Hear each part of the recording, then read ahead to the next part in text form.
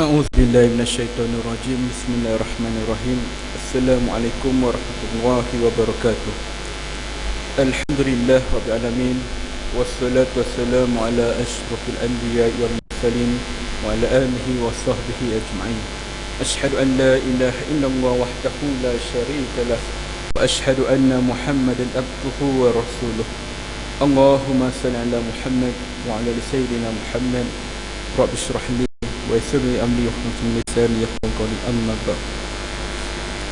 Al-Fatihah. A'udzu billahi minasyaitonir rajim. Bismillahirrahmanirrahim. Alhamdulillah. Iyyaka na'budu wa iyyaka nasta'in. Shiratal ladzina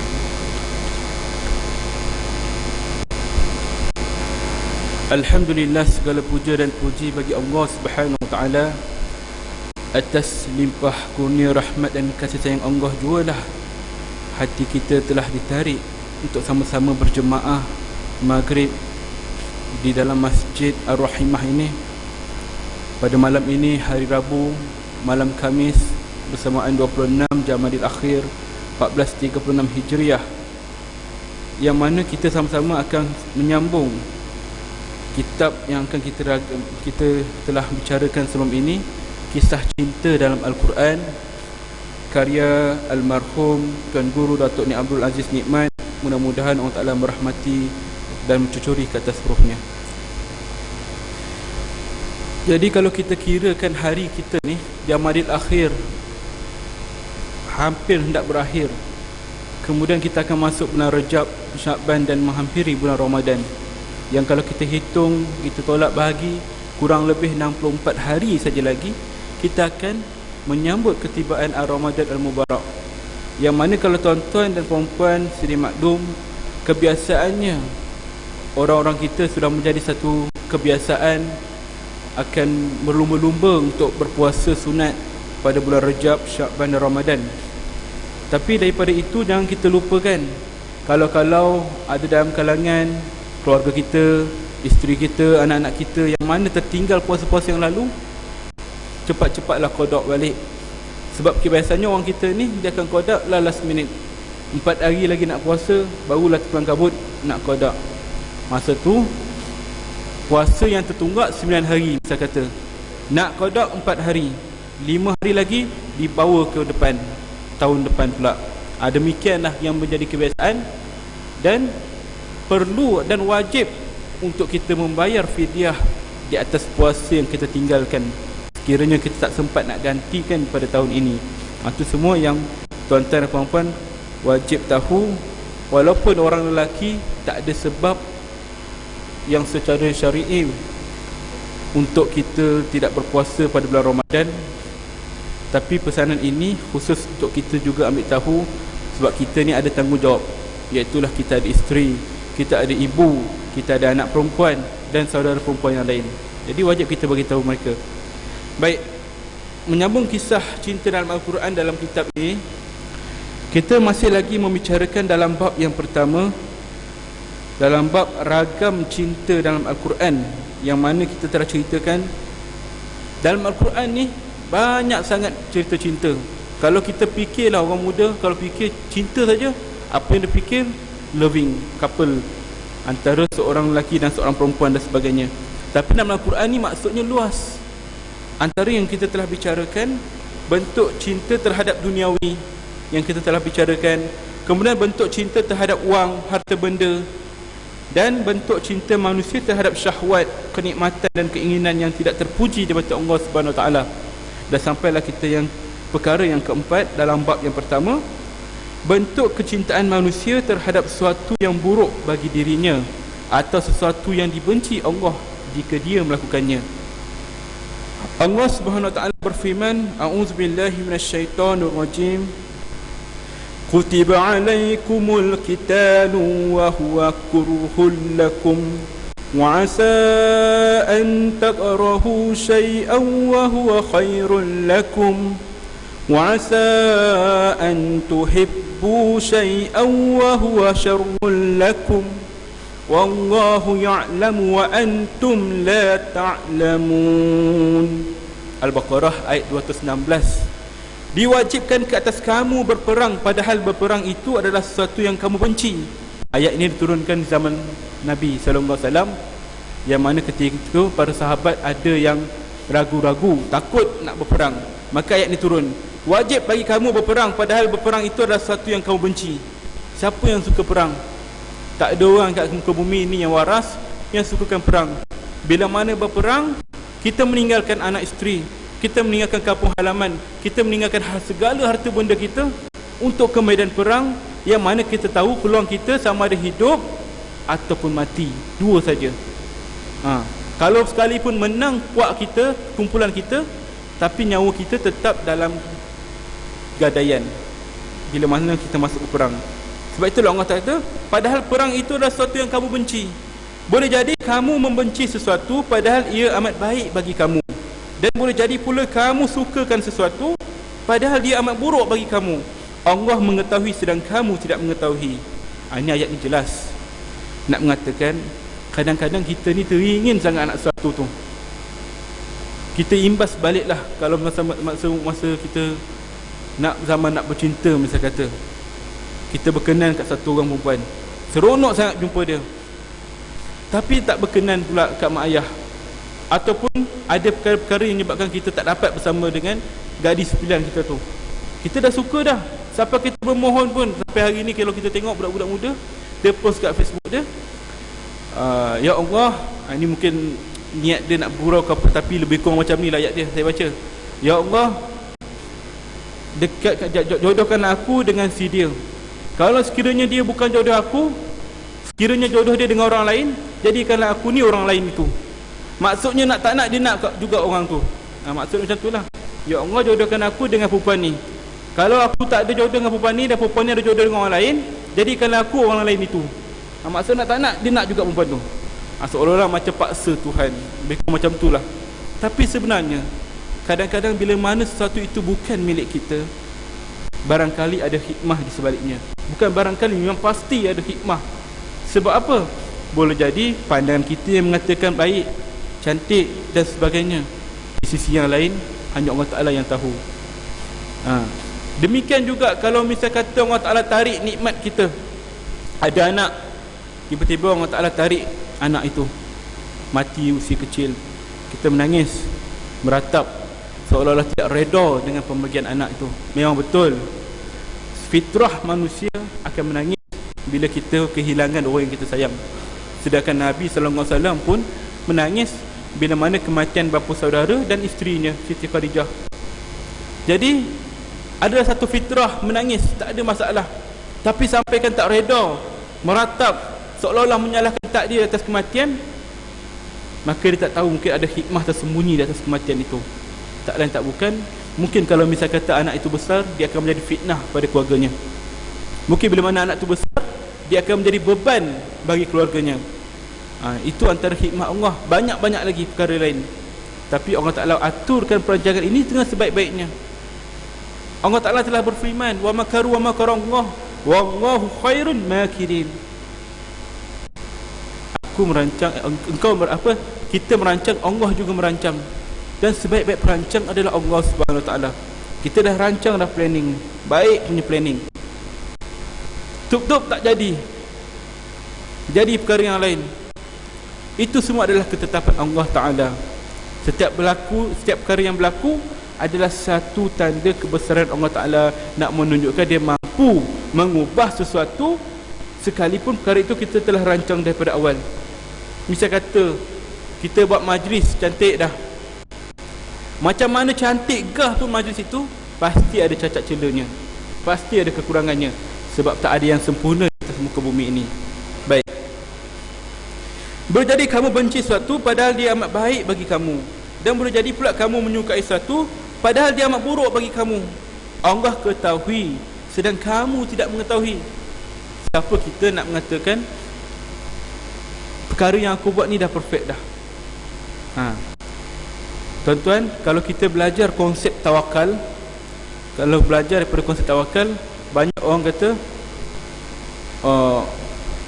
kalau saya pernah ikut satu rancangan motivasi, dia buat istilah duit, doa, usaha, ikhtiar, tawakal. Ataupun kalau kita pergi mana-mana, orang pun dia akan bercakap usaha, ikhtiar, tawakal. Banyak orang meletakkan tawakal ni di akhir sekali. Sedangkan tawakal ni maksudnya adalah berserah pada Allah. Bayangkan tuan-tuan, kita nak buat sesuatu perancangan, kita buat. Bila dah selesai, baru kita serahkan pada Allah. Seolah-olah kita meletakkan Allah itu di tempat belakang tadi. Contoh yang mudah, kita buat satu pekerjaan, kita bina-bina buat satu perkara itu sampai siap, baru kita beritahu kepada bos kita, dah siap. Maksudnya kita tak dapat nasihat ataupun tak dapat rujukan daripada tuan kita, bos kita. Demikian juga tawakal, berserah pada Allah. Kalau kita letakkan konsep tawakal di akhir sekali, maka sebenarnya kita telah mengenepikan Allah. Konsep tawakal ni first sekali. Ya Allah, aku nak buat benda ni, aku berserah padamu. Tawakal sekali dengan doa, bertawakal, berserah pada Allah. Semoga usaha yang kita lakukan ini seiring dengan penyerahan kita dengan Allah, barulah Allah bersama kita dengan kerja itu. Kalau kita meletakkan Allah di belakang sekali tawakal, maka usaha kita tu seolah-olah kita sendiri yang buat, baru nak serah pada Allah. Itu satu perkara yang silap, ya. Allah mengetahui sedangkan kamu tidak mengetahui. Itu perkara yang keempat dalam bentuk kecintaan manusia terhadap sesuatu yang buruk bagi dirinya. Dalam perkara yang kelima, bentuk kecintaan manusia terhadap suatu golongan yang sama sekali tidak membawa sesuatu positif bagi dirinya. Bahkan golongan tersebut mencari-cari celah untuk menghancurkan dirinya. Al-Quran kepada umat Islam agar berhati-hati dalam bersikap dengan golongan Yahudi dan kaum munafik yang keberadaan mereka jelas tidak menguntungkan umat Islam. Meskipun demikian, tidak sedikit umat Islam yang menjadikan kaum Yahudi dan kaum munafik sebagai teman serta curahan kasih cinta mereka. Tengok, ada segolongan kita ni yang masih lagi mengharapkan daripada golongan Yahudi, yang mana Allah Ta'ala telah laknat daripada dulu lagi sampai akhir zaman. Sebagaimana ditegaskan dalam Al-Quran, A'udzubillahi minasyaitonirrajim, Ya ayyuhallazina amanu la tattakhizu bitanatan min dunikum la ya'lunakum khabalan waddu ma anittum qad badatil baghda'u min afwahihim wa ma tukhfi suduruhum akbar qad bayyana lakumul ayat in kuntum ta'qilun ha antum ulai tuhibbunahum wa la tuhibbunakum wa tu'minuna bil kitabi kullih wa idza laqukum qalu amanna wa idza khalau addu alaykumul anamila minal ghaiz qul mutu bi ghaizikum innallaha alimun bizatis sudur in tamsaskum hasanatun tasu'hum wa in tusibkum sayyi'atu yafrahu biha wa in tasbiru wa tattaqu la yadurrukum kaiduhum syai'a innallaha bima ya'maluna muhit. Hai orang-orang yang beriman, janganlah kamu menjadi teman kepercayaan. Janganlah kamu ambil menjadi teman kepercayaanmu orang-orang yang di luar kalanganmu. Siapa orang-orang di luar kalanganmu? Yakni orang yang selain daripada orang Islam. Kerana mereka tidak henti-henti menimbulkan kemudaratan bagimu. Mereka suka apa yang menyusahkan kamu. Telah nyata kebencian dari mulut mereka, dan apa yang disembunyikan oleh hati mereka adalah lebih besar lagi. Allah Ta'ala telah jelaskan, telah nyata kebencian dari mulut mereka. Maksud kebencian ni apa? Bila kita menerangkan tentang Islam, mereka menolak. Maksudnya mereka membenci kita. Demikian juga kalau kita buka isu hudud. Kalau kita sebut hudud, orang yang bukan Islam yang lebih tempelaknya. Ini nak mengatakan golongan mereka ini sangat-sangat tak suka Islam. Ini jelas. Cuma kadang-kadang pandangan kita ni ditutup. Kita ni lebih percayakan orang Islam ini orang bukan Islam tak faham Islam. Jadi dia bolehlah mengatakan hudud ni tak betul, hudud ni tak relevan. Tapi yang geramnya orang Islam yang menolak hudud. Betul apa yang kita katakan itu. Tapi bila mana mereka jelas-jelas menghina Islam, menolak apa yang telah ditetapkan dalam Al-Quran, apa yang telah diturunkan oleh Allah Ta'ala, dia sama juga seperti orang Islam yang menolak hukum Islam. Sama aja. Tak boleh, tak payahlah kita nak bela orang macam tu. Ya? Jelas dalam Al-Quran. Dia dah kata, Allah Ta'ala telah mengatakan, mereka suka apa yang menyusahkan kamu, telah nyata kebencian dari mulut mereka, dan apa yang disembunyikan oleh hati mereka adalah lebih besar lagi. Daripada mulut pun kita dah tahu, apatah lagi hati yang tersembunyi. Hati yang tersembunyi dalam hati-hati mereka ni lebih besar lagi. Maksudnya ada perkara yang lebih lagi, tapi mereka tak keluarkan. Tuan-tuan, umat Islam sekarang ni, kalau kita tengok bukan saja di negara kita, bahkan seluruh dunia hancur. Kita ni nampak saja ramai, kuat kononnya, tapi bila berlaku pertindasan di antara orang Islam di sebuah negara, siapa yang bantu? Tak ada. Kita heboh kalau kita katakan di Palestin, betul, sebab Palestin ni bumi barakah. Kita sibuk cakna dengan isu Palestin, Aqsa dan sebagainya. Kemudian isu di Syria, baru-baru ni di Yaman, yang sudah di Mesir. Tapi adakah kita cakna dengan isu di Burma, masyarakat Rohingya? Sampai ke hari ini terus diseksa, ditindas, dinafikan hak keraitannya. Kalau tuan-tuan pernah nampak gambarnya, cukup menyedihkan. Kanak-kanak, budak-budak umur 5-6 tahun dijerut leher ni, sangkut di tiang rumah. Mana pergi orang Islam? Kita ni nampak jegah. Kononnya ada OIC, Persidangan Islam Sekutu dan sebagainya. Kononnya ada Liga Arab dan sebagainya. Liga Arab apa sedangkan Saudi menyerang Yaman? Orang Islam kita sekarang hancur. Sebab apa? Kita dah bersekongkol dengan kaum munafik Yahudi dan sebagainya. Kita tak sedar, tuan-tuan. Kita ambil mudah, negara orang lain, biarlah. Baik, kalau kita abaikan negara orang lain, kita tengok negara kita sendiri. Negara kita sendiri pun dah hancur. Hancur Islam ni, walaupun tak nampak dari segi mata kasar. Orang kata, boleh lagi semayang 5 waktu, azan ada lagi. Baru dulu orang fitnah, orang kata Pulau Pinang tak boleh azan, masih boleh azan. Tapi kenapa kita katakan, kalau kita tengok Islam ni dari segi zahirnya betul, kita hidupkan Islam. Tapi kalau kita tengok secara halus, sebenarnya orang Islam ini sebenarnya kucak-kacir. Islam ini sempurna, orang Islam yang kucak-kacir. Kucak-kacir bagaimana? Pertama sekali, mereka pecahkan kita dari sudut politik. Politik memecah belahkan kita. Tak ada siapa yang boleh menafikan kenyataan ini. Ya? Baik daripada segi pihak kerajaan bawah pembangkang, memang akan hancur. Tapi kalau orang berfikiran matang, dia dapat membezakan. Politik is politik. Ya? Kita berpolitik, ya. Engkau dengan pilihan kau, aku dengan pilihan aku, kita tetap saudara Islam. Cukup matang. Yang kedua, bila mana datang anasir-anasir luar yang cuba nak menggugat keharmonian negara kita. Bagaimana?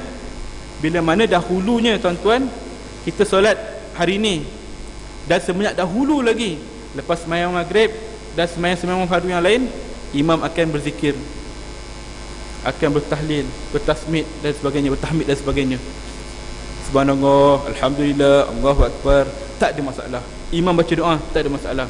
Sejak dari dahulu lagi, kalau berlaku kematian, kebiasaannya orang kita ni akan hadir untuk mendengar talqin bila mana di tanah kuburan. Sejak dari dahulu lagi, bila berlaku kematian, kita akan membuat tahlil arwah dan sebagainya. Memang betul, ada pendapat mengatakan zaman Nabi tak pernah buat macam tu. Tapi kenapa ulama buat macam ni? Kenapa ulama buat perkara yang Nabi tak pernah buat?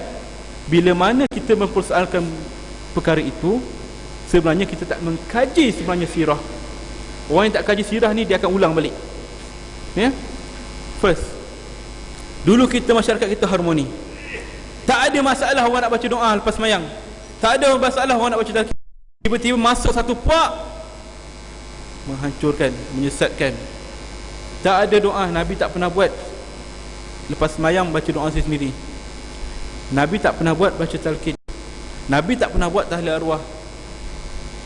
Jadi sekarang benda ini adalah bid'ah, dan mereka terus hukum sesat, dan setiap yang sesat itu neraka. Betul ada hadis Nabi kata macam tu. Setiap perkara yang baru itu adalah sesat.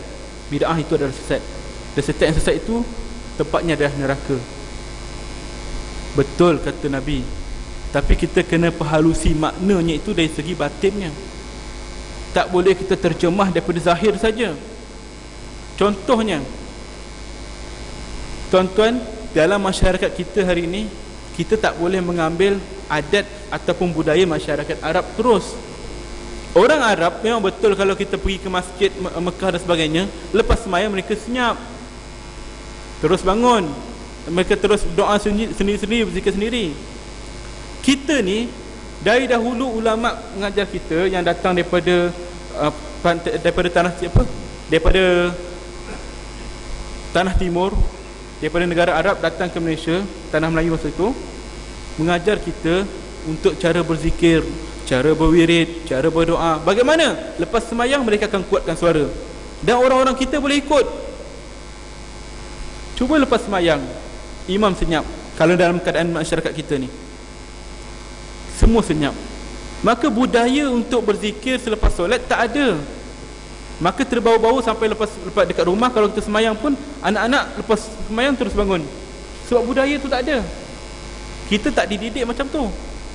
Itu sebabnya ulama dahulu, dia mengajar kita lepas semayang, imam kuatkan suara, berzikir, dengan niat nak mendidik. Salah ke macam tu? Itu yang pertama. Yang kedua, dalam isu bab talqin. Talqin ni, kalau dekat kubur, Nabi pernah buat talqin. Talqin ni tujuan dia adalah untuk memberi peringatan kepada orang yang hidup. Ya? Jadi kalau kita ni nak dekat kubur ni, jangan kita bersembang. Dengar apa yang dibacakan oleh imam. Wahai si Polan bin Polan, ketahuilah sesungguhnya mati itu adalah benar, memasuki ke liang kubur itu adalah benar, soalan muka dan nakir itu benar, soalan muka nakir itu adalah benar, melalui titian siratul mustaqim itu benar, timbangan neraca mizan itu benar, balasan seksa neraka, nikmat syurga, semuanya benar, dan hari kiamat tetap akan berlaku tanpa syak dan ragu-ragu lagi. Siapa yang dengar? Orang yang mati tak akan dengar.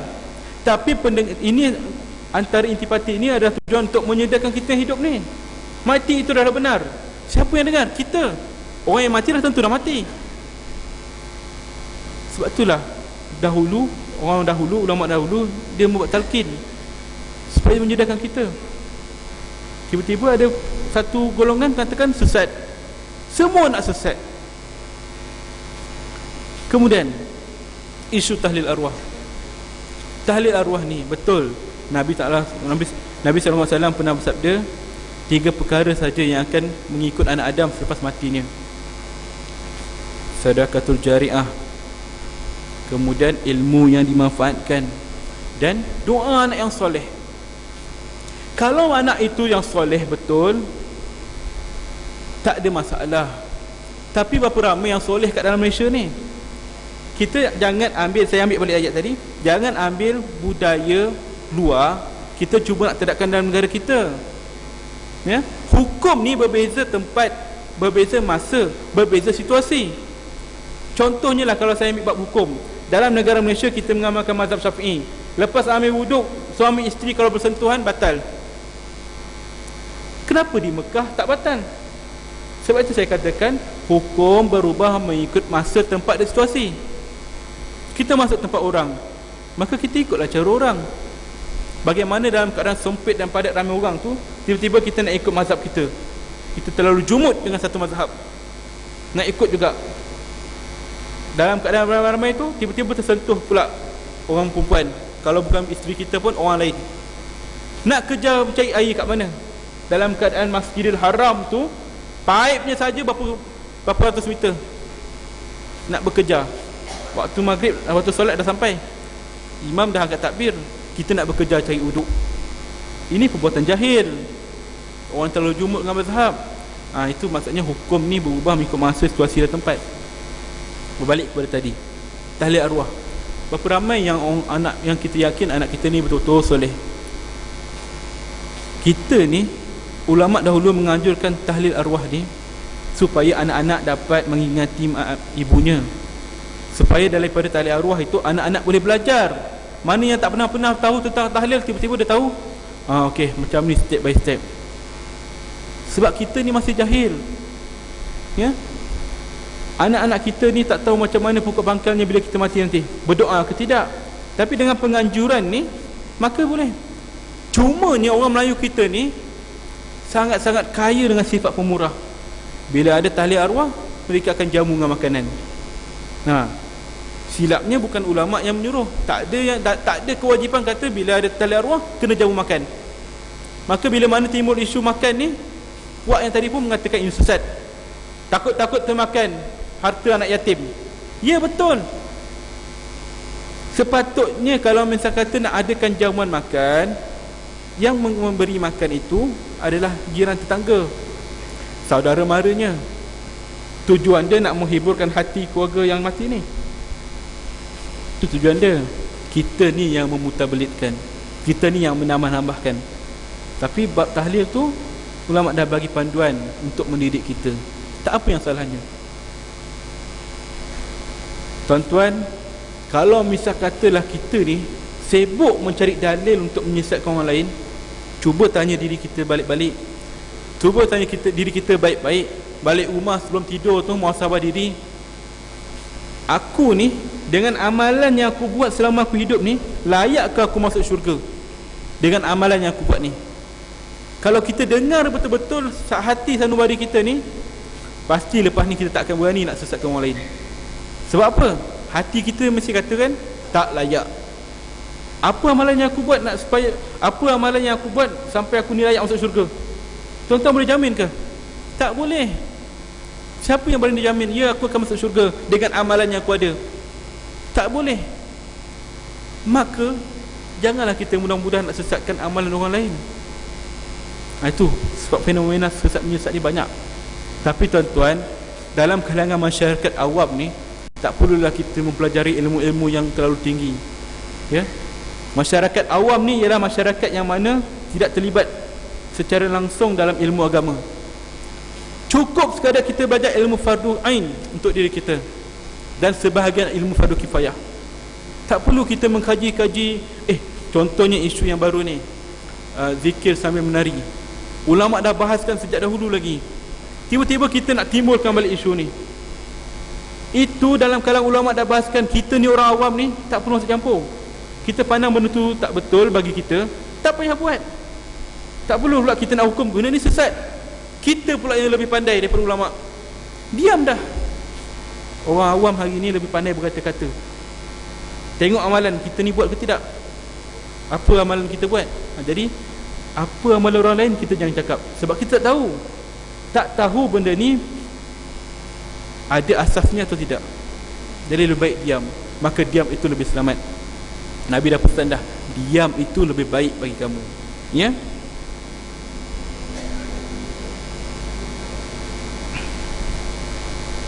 Dah isyak ke?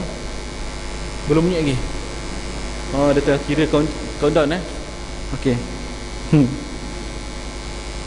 Ya, kita habiskan sikit lagi ni.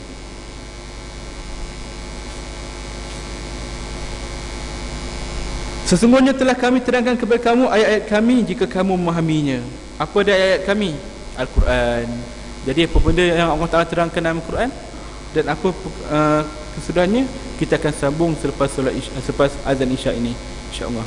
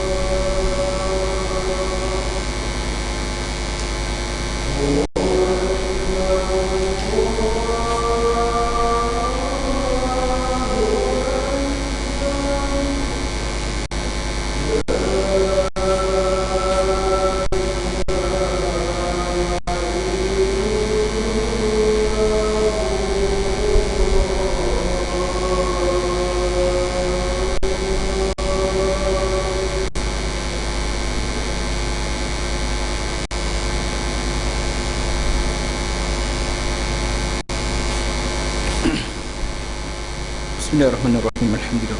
Allahumma salli ala Muhammad. Allah Ta'ala menyambung lagi dalam ayatnya, ha antum ulai tuhibbunahum wa la tuhibbunakum. Beginilah kamu, kata Allah Ta'ala. Siapa kamu? Kita. Kamu menyukai mereka padahal mereka tak suka kamu pun sebenarnya. Siapa dia? Kita ni suka orang yang bukan Islam, orang munafik, tapi mereka ni tak suka pun kamu. Dan kamu beriman kepada kitab-kitab semuanya. Apabila mereka menjumpai kamu, mereka berkata, kami beriman. Dan apabila mereka menyendiri, mereka menggigit hujung jari lantaran marah bercampur benci terhadap kamu. Katakanlah kepada mereka, matilah kamu kerana kemarahanmu itu. Sesungguhnya Allah mengetahui segala isi hati. Orang bukan Islam ni, depan kita kadang-kadang baik, depan kita kadang-kadang dia redha, tapi sebaliknya, hakikatnya mereka ini sebenarnya menzalimi kita. Kita orang Islam ni perlu berhati-hati. Sampaikan Allah Ta'ala suruh kita kata, matilah kamu kerana kemarahanmu itu. Sesungguhnya Allah tahu segala isi hati. Isi hati semuanya Allah tahu. Orang Islam, orang bukan Islam, siapa saja hati kat dunia ni, semua Allah Ta'ala tahu. Jika kamu memperoleh kebaikan, nescaya mereka bersedih hati. Tetapi jika kamu mendapat bencana, mereka bergembira kerananya. Kalau orang Islam naik, mereka sakit hati, geram. Kalau orang Islam jatuh, mundur, mereka bersorak keriangan, sebab hati mereka ni dah ditutup. Jika kamu bersabar dan bertakwa, niscaya tipu daya mereka sedikit pun tidak mendatangkan kemudaratan kepadamu. Sesungguhnya Allah mengetahui segala apa yang mereka kerjakan. Surah Al-Imran ayat 118 hingga 120. Ya? Allah Ta'ala bagi kunci kita dua je, bersabar dan bertakwa. Maksudnya ialah, apa saja ujian, apa saja yang orang Islam tawarkan kepada kita, bersabar. Walaupun ditawarkan kita separuh daripada dunia ni, sabar, jangan kita tamak. Dan jika kita bertakwa, nescaya tipu daya mereka sedikit pun tak mendatangkan kemudaratan kepadamu. Baru-baru ni tuan-tuan, saya ada terima satu surat, dia letak kat celah pintu rumah saya. Surat tu datangnya daripada Kedah, surat layang lah, saya ingat setiap pintu dapat masa tu. Antara dia katanya, kami datang nak membantu anda, macam tu. Tok guru kami nak memberi anda satu keberkatan, macam itulah ayat dia. Dan sekiranya anda memerlukan pertolongan, hubungi nombor ni. Rupa-rupanya untuk tilik nombor. Dia hantar ke rumah kita. Tuan guru kami akan bagi anda 4 angka yang betul, kata dia. Jangan rasa jangan tak percaya, ini adalah betul. Lepas tu adalah dia punya testimoni semua bagi.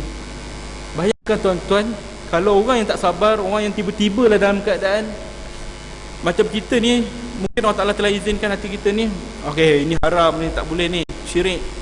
Kita, bayangkan saudara kita yang kat luar tu, yang tiba-tiba kebetulan dalam keadaan terdesak, dapat pula surat macam tu. Masya Allah, beratnya ujian dia. Nak telefon ke tidak? Betul ke ni? Sebab tu Allah Ta'ala kata, jangan kamu terpedaya. Jika kamu bersabar dan bertakwa, niscaya tipu daya mereka sedikit pun tidak mendatangkan kemudaratan kepadamu. Dia hantar surat, orang tu daripada Kedah, daripada kuil Hindu. Bahaya tuan-tuan, sampai ke muka pintu kita pun dia hantar. Belum lagi kalau misalnya orang yang kat luar tu, dia yang baca, nak ikut di internet bersepah benda-benda macam ni.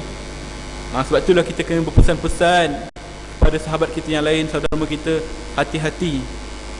Kalau dekat pendalaman Sabah Sarawak, kalau tuan-tuan pernah kaji dan sebagainya, pernah tengok berapa ramai orang Islam yang telah dimurtadkan.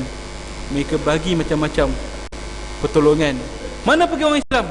Mana pergi pihak Baitul Mal? Mana pergi pihak zakat? Bangga dengan keuntungan. Setiap tahun kutipan zakat berbilion-bilion. Orang miskin bersepah lagi. Mana pergi?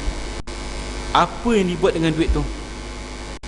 Bila nak minta zakat, sampai sanggup buat kaunter bergerak. Saya minta maaf kalau ada orang yang bekerja dengan zakat, tapi ini hakikat, ya, yang perlu kita suarakan. Sanggup buat kaunter zakat, Sampaikan dekat Kepong, saya nampak satu masjid dia buat drive-thru. Zakat boleh buat drive-thru. Saya ingat McDonald je boleh. Zakat drive-thru. Bagus, satu usaha yang baik, memudahkan orang, mengingatkan orang untuk bayar zakat. Tapi kenapa tak dibuat drive-thru juga untuk orang yang nak minta zakat? Kalau tuan-tuan pernah pergi kat Baitul Mal Kampung Baru sana tu, pagi-pagi orang beratur nak dapatkan sumbangan. Ya, saya tanya berapa sumbangan ni? Tak silap saya yang dia kabarkan 2,000 sehari. Setiap seorang dapat RM50. Nak beratur daripada pagi. Mana yang tak dapat tu, tak ada lah, kena tunggu esok pula. Masya Allah, susahnya orang kita. Ya, kena mencari. Kalau kita ambil iktibar zaman Khalifah Umar Al-Khattab, saya ceritakan sedikit. Saidina Umar Al-Khattab bersamakan pembantunya pada ketika itu, baginda ketika itu khalifah yang kedua, berjalan pada satu malam. Sampai ke satu buah rumah, terdengar budak-budak menangis, kanak-kanak menangis. Dilihat daripada tingkap rumah orang tu, kelihatan dua orang budak sedang menangis, dan kelihatan ibunya sedang masak. Dan Saidina Umar pun mengetuk pintu, memberi salam dan masuk. Dan dia bertanya, kenapa anak ini menangis? Mereka kelaparan. Kenapa tak bagi mereka makan? Apa yang kau masak? Aku ni, wahai Tuan, dia tak tahu yang Saidina Umar itu adalah khalifah. Wahai Tuan, sebenarnya yang aku masak ini adalah batu. Tujuan aku masak batu ni adalah untuk melekakan anak aku ni. Sebab aku tak ada makanan, aku tak ada keluarga, aku tak ada saudara mara, aku ni seorang balu. Aku hanya masak batu ni nak suruh mereka ni bersabar dan senyap dan tidur, sebab tak ada makanan. Saidina Umar menangis. Kenapa engkau tidak pergi berjumpa dengan khalifah? Bukankah khalifah itu menjaga Baitul Mal? Kata wanita tadi, sesungguhnya khalifah itu seorang yang zalim. Menangis Saidina Umar ketika mendengar perkataan itu.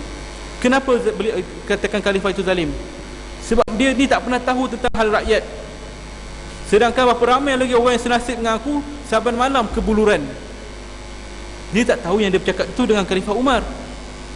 Maka Saidina Umar pun pulang bersama pembantu dia, pergi ke Baitul Mal dan mengambil makanan, gandum dan sebagainya.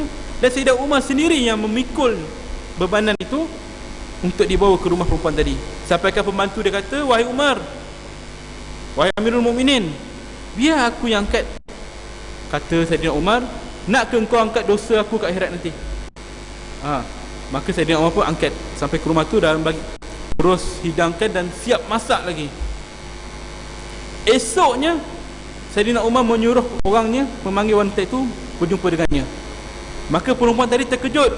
Rupa-rupanya orang yang dia kata selama ni zalim, orang yang melawat dia malam tadi, yang memasak untuk dia tadi, itu Khalifah Umar. Satu orang khalifah, presiden lah katakan, Perdana Menteri ketika itu, turun padang mengenal nasib rakyat. Kita ni ramai orang susah yang perlu mencari untuk mencari bantuan. Patutnya pemimpin yang perlu turun mencari orang yang susah, bukan orang susah yang perlu meminta-minta. Ini silap konsep ni. Konsep ni dah silap. Sebab itulah zakat kita bangga banyak, orang miskin bersepah. Sebab kita menunggu orang miskin datang kepada kita, sedangkan kita yang perlu mencari mereka. Memang betul, saya tak nafikan ada pihak-pihak yang turun padang mencari orang miskin, tapi tak telus, tak sebetul-betulnya. Ya, banyak lagi yang terlepas. Kalau ada pun orang turun dalam keadaan semua dah, misal kata kalau ada pemimpin yang turun ke satu kampung, kampung tu semua dah siap dah, fasiliti semua. Jadi yang pemimpin yang turun ni akan tengok tak ada apa pun, maka balik. Sebab mereka dah tutup pandangan orang tadi. Itu satu contoh. Jadi tuan-tuan, sebagai pengajaran daripada ini, dan banyak ragam style cinta lain yang tersurat dalam Al-Quran, itu penutup bagi perkara yang pertama. Jadi tuan-tuan, sebagai penutup kita pada malam ini, sama-samalah tuan-tuan ambil pengajaran daripada apa yang saya nak sampaikan ini. Saya bagi satu perumpamaan. Seekor ikan berada dalam satu kolam, satu sungai, satu laut, dalam satu sungai. Katak pada ketika itu berada di darat. Dia melihat satu orang pemuda mencampakkan umpan dan pancingnya ke dalam sungai itu. Maka katak yang melihat kejadian itu terjun ke dalam sungai, bagi tahu pada ikan, "Wahai ikan, jangan kau makan umpan tu. Kenapa? Umpan ni berbahaya." "Kenapa pula berbahaya?" "Bila mana kau makan, kau akan dijerut, diangkat ke darat, kemudian kau akan dibiarkan tanpa air, dan akhirnya kau akan mati, kulit kau akan disiat, dan kau akan dibakar, digoreng dan dimasak, dan akhirnya kau dimakan oleh manusia. Baik kau jangan makan benda ni." Ikan tadi tak percaya. Macam mana kau tahu? "Aku ni kan hidup di darat dan di air, jadi aku tahu apa yang berlaku di darat.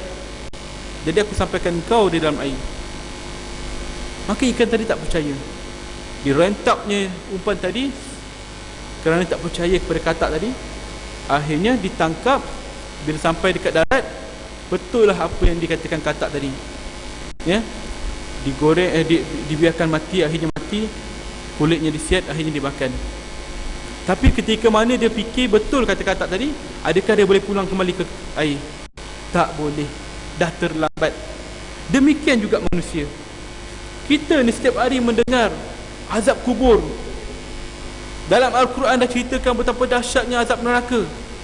Dalam Al-Quran dah ceritakan betapa sempitnya lubang kubur. Tapi kita ni kita abaikan. Betul ke? Dan kadang-kadang kita percaya tapi kita tak ambil indah. Sampai masa betul-betul kita mati, masuk dalam lubang kubur, menerima azab, baru kita percaya. Betul kata Al-Quran, betul kata Tuan Guru. Tapi adakah berkesempatan? Demikian juga macam ikan tadi, tak ada kesempatan. Tuan-tuan, ambillah kesempatan dengan baki umur yang kita ada ni, renung balik persiapan kita. Bisa kata kalau kita mati malam ni, standby ke kita nak masuk kubur? Fikir balik, teruskan dengan amalan yang ada, banyakkan bertaubat, dan mudah-mudahan kita berjumpa, kita bertemu dengan kematian husnul khatimah. Dan mudah-mudahan kematian kita itu diakhiri dengan kalam la ilaha illallah. Itu yang perlu dan wajib kita hajatkan. Jadi minta maaf atas keterlanjuran kata-kata, atas keterlanjuran masa yang diambil. Moga-moga segala yang baik itu menjadi pedoman dan titipan buat tuan-tuan yang mendengar. Segala yang buruk itu moga-moga diletakkan tepi, tak perlu dibawa balik. Dan saya akhiri dengan tasbih kafarah dan suratul Asr. Subhanakallah bihamdika asyhadu an la ilaha illa anta wa astaghfiruka wa atubu ilaik. Bismillahirrahmanirrahim. Wal 'asr innal insana lafii khusr illa alladziina aamanu wa 'amilus shalihaati wa tawassaw bil haqqi wa tawassaw bis sabr. A'udzu billahi minasyaitonir rajim. Bismillahirrahmanirrahim. Alhamdulillah rabbil alamin wassalatu wassalamu ala asyrafil anbiya'i wal mursalin wa ala alihi wa sahbihi ajma'in. Allahumma shalli ala Muhammad wa ala sayyidina Muhammad. Allahumma ighfir lana dhunubana wa liwalidina warhamna kama rabbana shighara. Allahumma faqihna fid din, Allahumma faqihna fid din, Allahumma faqihna fid din. Rabbana atina fid dunya hasanah wa fil akhirati hasanah wa qina adzabannar. Walhamdulillahi rabbil alamin. Assalamualaikum warahmatullahi wabarakatuh.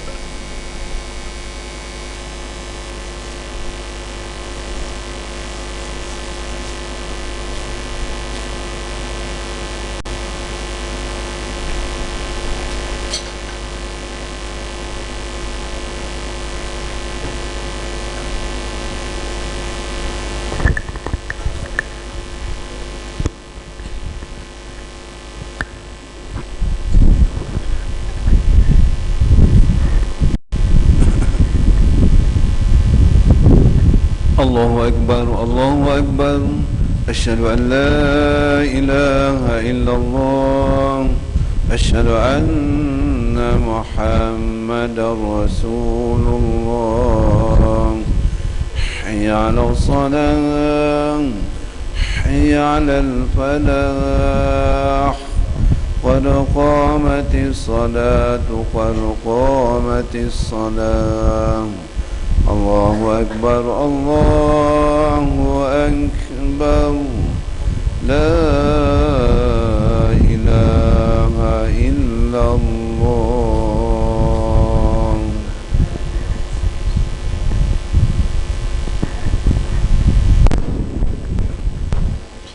Sawu sufufakum fa inna tasfiyatas sufuf min tamamus salah. Lurus dan rapat-rapatkan saf. أعوذ بالله من الشيطان الرجيم. بسم الله الرحمن الرحيم. قل أعوذ برب الناس إله الناس من شر الوسواس الذي يوسوس في صدور الناس من الجنة والناس. صلي لله تعالى.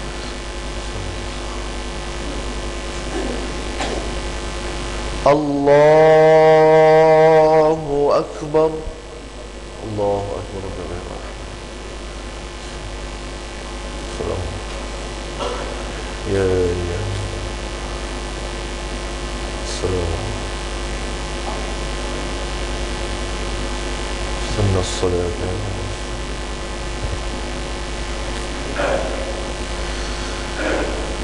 بسم الله الرحمن الرحيم.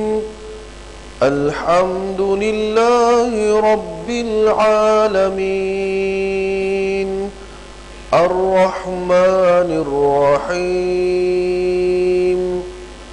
مالك يوم الدين.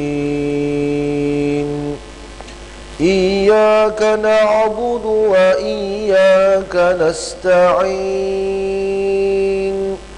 اهدنا الصراط المستقيم.